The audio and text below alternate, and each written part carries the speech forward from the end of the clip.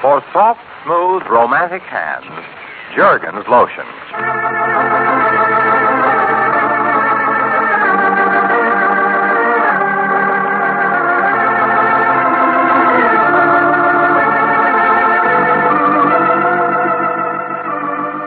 Jergens, the makers of Jergens Lotion for soft, smooth, romantic hands, present The Amazing Nero Wolfe, starring Francis X. Bushman as Nero Wolfe, the celebrated criminologist, and Elliot Lewis as Archie.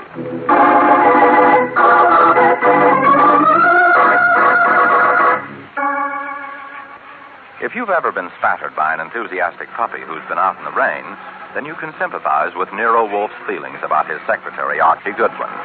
No umbrella is wide enough, no raincoat large enough to protect the corpulent detective against Archie's enthusiastic splashing in the field of crime. Perhaps it's poetic justice, then, that Archie should also be victimized in his turn by a blundering St. Bernard in the person of 1 minus, so called because he's minus 1 brain. Hi, Archie. Oh, Minus. Hello. I was kind of waiting for you. Oh, don't think I'm not flattered, Minus, but doesn't anybody else ride in that cab of yours? Suppose I want to walk home. Mr. Wolfe don't like you to do that, Archie. Well, I'm overwhelmed by his solicitude. Yeah. Huh? Oh, skip it. Look, Minus, would it be all right with you if I breathed a little fresh air? No, that's all right with me. Like I heard a guy say, live and leave live. Yeah. Well, then let's leave live by all means. Okay. Unharness the horsepower. Huh? What horse? No, never mind. Drive. Oh, yeah. You was visiting a dame? Visiting? Mm-hmm. Yeah. A dame, well... Hey, Arch. Yeah? Is it true what they say about dames? Definitely. I mean, what do they say about them? Well, some fellas say, that dames, that they is the mercenary type. Is that a fact? Well, frankly, Minus, I wouldn't know. No dame has been mercenary with me since the 7th grade in PS 198. That was the year when I cornered the Miggy's market, you know. Oh? How'd she make out? Well, I had to take up checkers after she got through with me. Hey, watch that red light, Minus. How can I watch the light to see where I'm driving at the same time? Well, you got 2 eyes, haven't you? Yeah, but they both see the same thing. Ain't that surprising? Almost as amazing as the ears business. No, that ain't so, Archie. Oh, look, don't tell me you hear different things with each ear. No, only my left ear don't hear nothing. The drum has been punctuated. Puncture? Pardon me while I go into a comma. Hey, Archie, you know I got a lot of commas. Will you say that again, Minus? Slowly? I'm loaded with commas. And you know how come? I just bought a book for $25. You bought a book? Minus, can you read? No, not good, but heck, Archie, I didn't buy the book for reading. Oh, silly of me, of course not. Nobody buys a book for reading. What did you buy it for? Sitting. You see, Archie, this ain't a new cab. Oh, it isn't? No. And the driver's seat has been sagging, see? The springs in it give up. Archie and the springs, we both give up. Well, I gotta have springs on account of I was beginning to sit so low I could only see the sky when I was driving. You know, Archie, the sky's a beautiful thing. Them colors, them sunsets. Oh, Minus, you have poetry in your soul. Yeah, but I didn't have no springs in me seat. So when I seen this big fat book for only $25, I bought it. Now I sit on the book. And no more sunsets, huh? Would it be indelicate to inquire what book you're sitting on? I mean the title. Oh, big words. Something about the improvement of the understanding. Minus, you couldn't have bought a better book for the purpose, now that the improvement of the undersitting is out of print, of course. A cereal, huh? Yeah, no paper. Hey. Boy, hey, Arch. That other car nearly socked it. Well, sock it back. Huh? Never mind, just let it get past us. Yeah, but it don't want to. See?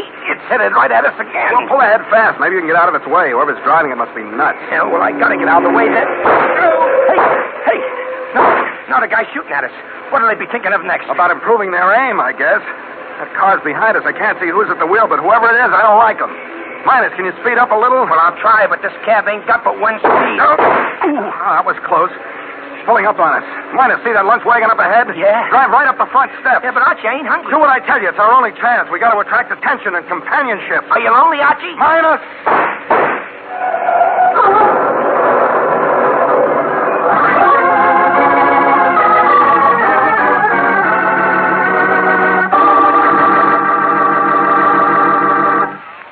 The Amazing Nero Wolfe, brought to you by the makers of Jergens Lotion, will continue in just a moment. But first, this is Jim Bannon, who lately heard a nice woman say to her son, About your welcome home party, dear. We must ask Dorothy. Okay, Mother, if you say so. Well, you don't sound enthusiastic, dear. Don't you like Dorothy? She's such a nice girl. Oh, she's a nice girl, I guess, but well, gosh, Mother, does she have to have such red, rough hands? No, no girl has to have rough hands, no matter what work she does.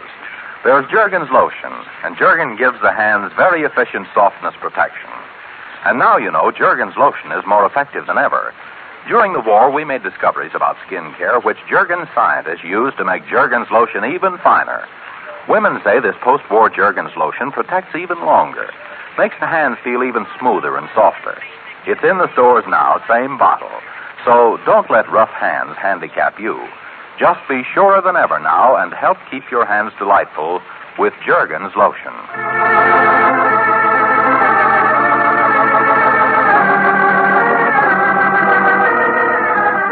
And now back to the Jergens lotion program, The Amazing Nero Wolfe, starring Francis X. Bushman and Elliot Lewis.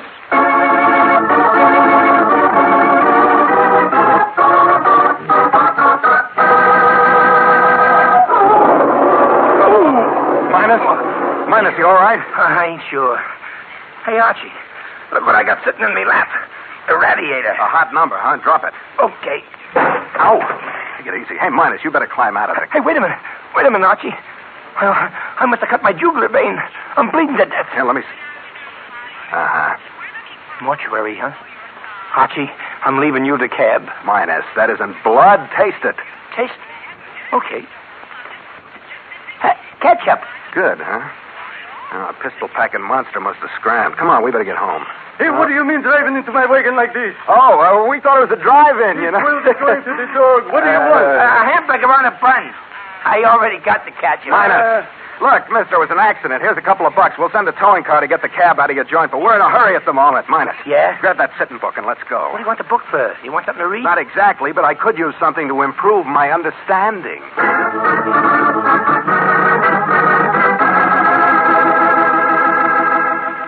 So you see, Mr. Wolfe, how narrowly we escaped a fate worse than death. Archie, no histrionics, please. Oh. Now, your conclusions. Oh, the book. Nobody loves me well enough to kill me. Minus hadn't been bothered before he bought that book, therefore... It seems probable. Minus? Huh? Oh, I was just looking into this here volume. Hey, listen to what this guy says. There is a devil haunts thee in the likeness of an old fat man. A ton of man is thy companion. Hey, Archie, was he writing about Mr. Wolfe? Confound you, Minus. Then he says, peace, ye fat guts, lie down. Yeah. And the other guy says, have you any levers to lift me up again, being down? Hey, Archie, the guy who wrote that must have been acquainted with your boss. Blast you, he's been dead for 300 years. That was from Henry IV, Part 1, Act 2, Scenes 2 and 4. By 1, William Shakespeare. I never heard of him. Well, he's a fairly well-known type English playwright, Minus. But then who was he writing about? Somebody called Falstaff, I think. Falstaff? Falstaff? Oh, you mean that poet on the radio with Fred Allen? For the time being, Minus, we will accept that definition. Now, let me see that book. Yeah, here you are, Mr. Wolfe. Yeah, down with... Yes, false cover. And underneath... Good heavens. Huh? A first folio Shakespeare. Is that bad? Are you sure, boss? Quite sure. Well, then no wonder Minus and I were target for tonight. Boss, how much is that thing worth? Thousands, Archie. Heaven alone knows how many. Holy gee. Hey, Archie, I got a bargain. You're likely to get a few bullets for the same price, too. I hope I'm not a good prophet. Shall I scream for help, boss, or open the door? Open the door. I'm curious to see who it is. Okay. And if I die, I will have died for literature. Hello. I'd rather live. Hello. May I come in? You'd better. If my eyes pop any further, they'll fall out of my face. Very sweet of you to say that. Archie, will you shut that blasted door? Mm-hmm. Mr. Wolfe's getting restless. This way, please. By the way, my name is Archie. I'm Susan Lee. Susan. Beautiful name. Oh, Mr. Wolfe, Miss Lee. Hey, Archie. Oh, yes, Minus, Miss Lee. We have met before. Oh, yes. You're the gentleman I sold the wrong book to. Sure. She's the dame at Crown Bookstore. Oh, this book, Miss Lee? Yes, that's the one, Mr. Wolfe. Oh, I'm terribly sorry, but I really shouldn't have sold that book. Why not? Well, I'm very attached to it. Oh, indeed. Yes, you see, I went to school with its author. Oh, you carry your 300 years very well, Susan. Oh, well... Archie means, of course, that Spinoza, who wrote The Improvement of the Understanding, lived 300 years ago. Why, yes, of course he did. What I meant was that I studied the book in high school. Spinoza in high school? Well, it was a very progressive school. Yes, no doubt. And you're a very bad liar. How dare you say a thing like that? I'm just trying to... Oh, I am a bad liar, aren't I? Among the poorest in my long experience of liars. Why do you want the book, Miss Lee? Because I'll lose my job if I don't get it back. Mr. Garvey was furious. He's my boss. He owns the Crown Bookstore. I see. Tell me, Miss Lee, did Minos leave his name, address, and probable whereabouts when he bought the book? No, of course not. But you see, his buying a book on philosophy seems so odd. Oh, yeah? Well, I'll have you know, young lady, that I'm a student of what you said. Yes. So I noticed his license number. And then when Mr. Garvey returned and made such a fuss about the book, I called the police, and they told me that cab had just entered a lunch wagon. I went to the lunch wagon, and, well, here I am. So you are. However, I'm afraid Minos has grown attached to the book. As he said, he's a student of philosophy. Therefore, I'm afraid he's quite determined to let the purchase stand. Oh, but he can't. I'll lose my job. Well, perhaps he'll help you find another one. Oh, but that's unfair. The book only cost $25, and I'm willing to pay him for his lost time. Can you assess the risk of death, Miss Lee? What?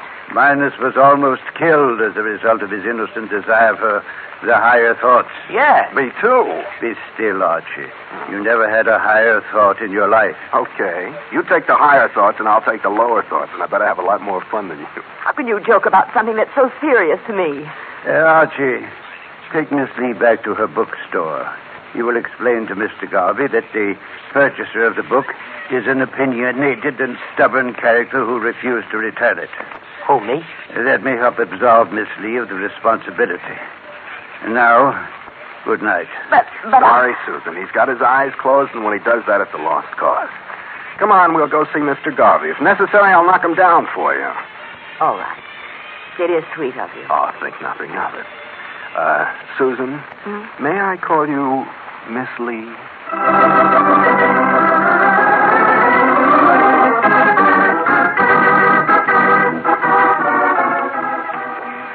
You know, Susan, I should have bought more books in the past. Why, Archie? Well, then I might have met you sooner, and my life might have been a far, far better one than it is now. Oh, is anything seriously wrong with it? Well, nothing that a good woman couldn't cure.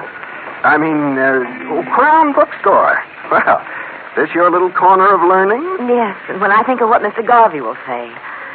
Oh, well, let's go in. All righty. Books. Mm-hmm. Lots of them. Well, then why is Garvey so upset about the one you sold? I don't know, Archie, but... Hey, this is funny. What is? Mr. Garvey, he should be here. Oh, maybe he's shy. Archie. Yeah, I heard that. Seemed to come from the back. He must be in the stockroom. I think we better take stock then. You stay out here. Archie, you don't think... Let's suspend intellectual operations for a minute, huh? This the door? Yes. Uh-huh. I'll see. Susan? Yes? This Garvey? Has anything happened to him? Oh. Yes, Archie. That's Mr. Garvey. Better start looking for another job, Susan. Oh, no. Oh, yes. He's dead. You get that phone? No, let me. Must be Wolfe. This is no time for the kind of phone conversations he likes. Yeah. Archie? Uh-huh. Dead? Very. Bullets. How long? Just now. Notify the police. Yeah. Instruct them to compare the bullets with which he was shot with those embedded in Miner's cab. Then come home alone. Right. Hey, wait a minute. Who do you think is dead? Garvey, naturally. What's natural about it? Shakespeare, Henry IV, Part 1. He oweth God a debt.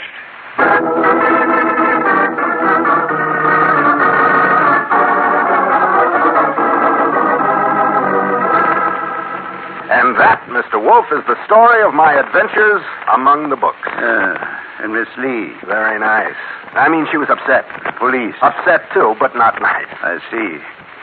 No arrests as yet? No, they got a couple of guys in mind. On what evidence? We'll see in reading a book. Archie, you dismay me. Oh, that's not what I do to Miss Lee. I think I'll go to sleep and dream about Miss Lee. Fiddlesticks, you have work to do. At this hour? At this hour. Take this, please. What is it? A list of first folios in New York. The names of their owners and their telephone numbers. We're not a dame in the lot. Nevertheless, I want you to phone each and every one of them. But, boss, it's 1 o'clock in the morning. True. But you see, it is possible the one from whom that folio was stolen still hasn't realized his loss. Once he does, he'll call the police, which will only lead to confusion. Whereas if we get hold of him tonight, it would lead to our getting a fee. Why not? Has an air of sharp practice, Mr. Wolfe. Yes. You and Minus must meet to discuss it sometime. In the meanwhile, Archie, the phone.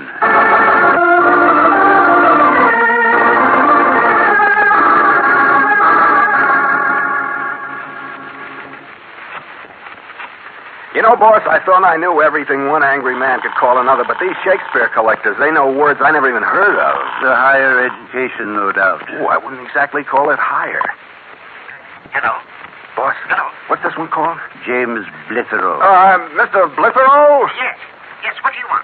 You own the first folio Shakespeare, do you not, sir?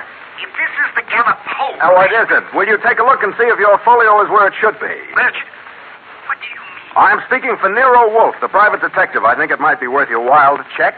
It's kept under lock and key in my library, of course. But hold on, young man. Righto, Blitherow. He's going to look. Boss, if he finds his book in there and starts yelling Shakespeare at me, will it be all right if I answer him in the choice language of 10th Avenue? Hello. Yes, Mr. Blitherow. My folio. It's gone. Jackpot, boss. Ask him to call in the morning. Mr. Blitherow, if you'll call here in the morning, Mr. Wolfe will be able to help you. Good night, sir. If this is a joke... Mr. Wolfe never jokes where large sums of money are concerned. At 11 tomorrow morning, Mr. Blitherow, good night, sir. I think he'll come. Satisfactory. And now to bed, Archie. The morning promises to be a pleasant and remunerative one. Except for Mr. Garvey, who won't know that it's morning.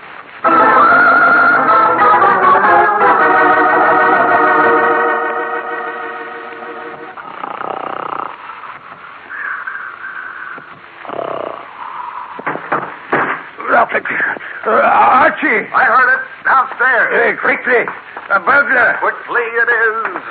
Watch out, wherever you are. The office.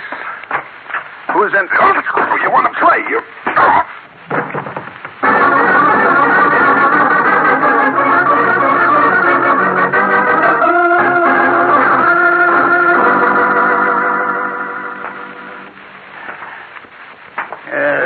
Confound this getting up and walking in the middle of the night. I shall double my fee on this case. Archie! My office. Archie? If that young fool has got himself murdered, I'll... What'll you do? Fire me? Bah. Get up. Sure. Hold the floor down a minute, will you? Ooh. Why will people persist in hitting me on the head? They want to avoid hurting you. Oh, fine. This room is a shambles. Yeah, it's a great time to be worrying about the room when... Hey, the burglar. Has departed. Where'd you put that folio? In my desk. Desk? Yes. Doors open. Mr. Wolfe, it's my duty to inform you that we are no longer the proud possessors of a first folio Shakespeare. Fiddlesticks. Yeah, also drat it and oh fudge, but that big brown book is gone, Mr. Wolfe. So it is. But that false cover was no longer a cover for the folio, Archie. I removed the folio itself from between the covers and substituted... You substituted what? Your priceless collection of old Esquires.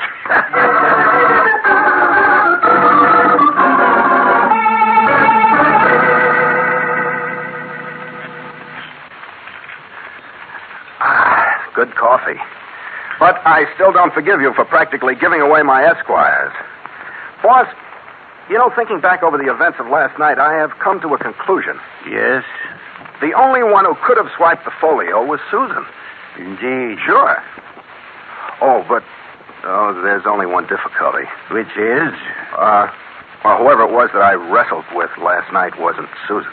How do you know? Well,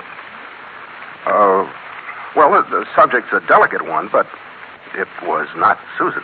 I see. And why do you think it could only have been Miss Lee? Well, because she was the only one who knew we had the stolen folios. The door, Archie. Wait a minute. Somebody else knew. Precisely. And I rather think he's pressing our doorbell. Archie. Uh-huh. I will promptly sock him. Nonsense. Let me do it. I assure you, it will hurt him more. Huh? I guess you're right at that. Come in, sir. Thank you. Mr. Wolfe? Straight ahead. Or do you already know your way in? I beg your you're Mr. Wolfe. Be seated, Mr. Blitherow. Your first folio Shakespeare was stolen sometime yesterday. Do you want it back? Of course, ma'am. And can you get it for me? My fee will be $1,000. Archie will accept your check. $1,000? Well, what guarantee do I have? None. Unless you prefer to have me remember last night and prosecute you for burglary and assault. Oh, this is ridiculous. Oh, be still. Or perhaps you acquired those bruises on your face while shaving. Well, I admit I didn't trust you. I did try to recover my own property. But, here's your check. Thank you. And keep those Esquires in a safe place, you know. Now, Mr. Wolfe. Mr. Blitherow, did you have the folio insured? Certainly, for $100,000. Huh? You seem surprised. But every collector does that. True. But does every collector thereupon plot to have his folio stolen so that he can receive his insurance while retaining ownership of the folio at the same time? Mr. Wolfe, you're mad. Sit down and be quiet. When you burgled this place last night, you departed hastily with a large brown book. On its cover, the title, The Improvement of the Understanding. Now, Mr. Blitherow, how did you know that the folio had been bound in a false cover, for one thing, and in that particular one for another? So sure that you didn't even bother to examine the inside. Well, I... Because, Mr. Blitherow, you hired Mr. Garvey to steal it from you and keep it until you had collected your insurance. Boss, that means Garvey may have tried to double-cross him, so he killed Garvey. No, I didn't do that. I admit I did plan to defraud the insurance people, but I didn't commit murder. Then what were you doing near the bookstore last night? But I was just passing by. I thought I might stop in to speak to Garvey, make sure that everything was all right. Well, why didn't you? Well, the store was dark. Just a minute. How did you know I was near the store? I didn't until you told me just now. Boss, my congratulations. That was as neat a trap as I've ever seen. And it puts the lid on Mr. Blitherow. Oh, indeed, Archie. Then perhaps you can explain why Miss Lee has just surreptitiously entered the room with that is a revolver in your hand, isn't it, Miss Lee?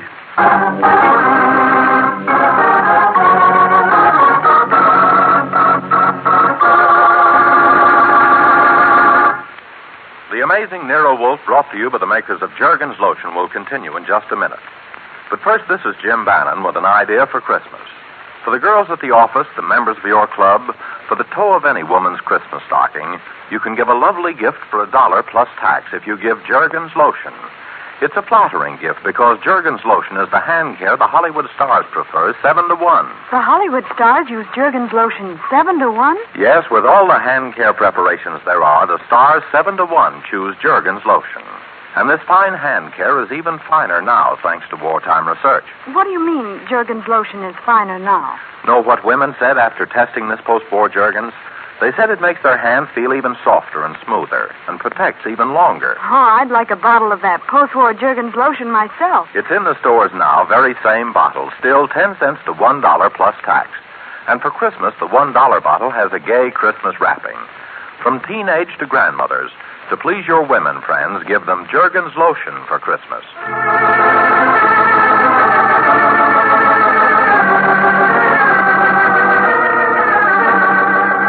And now back to the Jergens Lotion program, The Amazing Nero Wolfe, starring Francis X. Bushman and Elliot Lewis.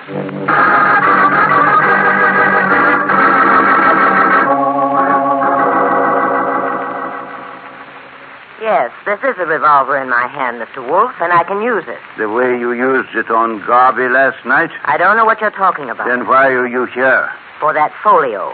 I want it. And Goodwin, stop inching toward me. Why, you used to call me Archie. They'll be calling you the late Mr. Goodwin if you don't stop. Archie, stay where you are.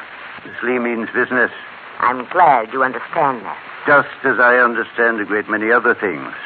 For example, the fact that you didn't sell the book to Minus by mistake. Garvey would have kept it well hidden. Therefore, you stole the book and used Minus to get it out of the store at a time when you could prove to Garvey you hadn't left the premises. That may be true. I want the book. Where is it? Thus, having convicted you of theft, convicting you of murder should be fairly simple. Murder? You can't prove anything. I admit you're right there. I can't. Not unless someone saw you at the store at the time of the murder. But that's impossible. Be quiet. Mr. Blithero has something to say. Mr. Wolfe, I can furnish you with that proof. I didn't want to say anything before, but when I passed the store last night, I saw her there. Indeed.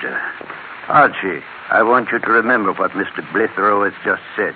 Miss Lee, you'd to remember as well. You're crazy. He's lying. He's furnished me the evidence I shall need You'll never use it against me. Of course not. The evidence he furnished me shall serve to convict him. What, Blithero? What did you say? Blithero, you're not only a murderer, but a fool. You couldn't have seen Miss Lee at the store during the critical period last night, because at that time, Miss Lee was energetically chasing and firing at the cab containing Mr. Goodwin and Minus. I needed one additional iota of evidence against you to add to the evidence I already had of fraud. And in your eagerness to frame Miss Lee, you furnished it. Thank you.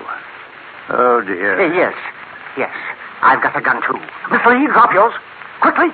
Yeah, that's good. And now to take care of you. Of all of you. But I got some more books all for a quarter. Pick out, Chief. I'll take the gun. Let go. Let go. Minor, pick out your heaviest book and hit Mr. Blithero on the head with it, will you? Why, sure. There. How's that? Satisfactory, Minus. Archie, do you have his gun? Uh-huh. Then point it at Miss Lee. I think she's trying to reach her own. Now, Susan, behave or Archie goes bang-bang. Archie, stop this nauseating whimsicality and phone the police. We have a crook and a murderer to turn over to them. Minus. Huh? Close your mouth. It makes you look even less intelligent. If that's possible. I was thinking. Good heavens, no. Yeah. From my experience in this here case, I come to the conclusion that books is real useful. Splendid. Does that mean you're going to learn how to read? Nah. But if I ever get tired of driving a cab, maybe I, too, write a book. Oh, that's wonderful, Minus. What's it going to be about? Well, Archie, how about my own life story, huh? You know, a guy sees a lot of things in the rearview mirror of a taxi. A most commendable project, Minus. And I believe I can suggest a title for your autobiography. Huh? From the works of the bard himself. You can, Mr. Wolfe? What is it? From Macbeth, Act 5, Scene 3. A tale told by an idiot.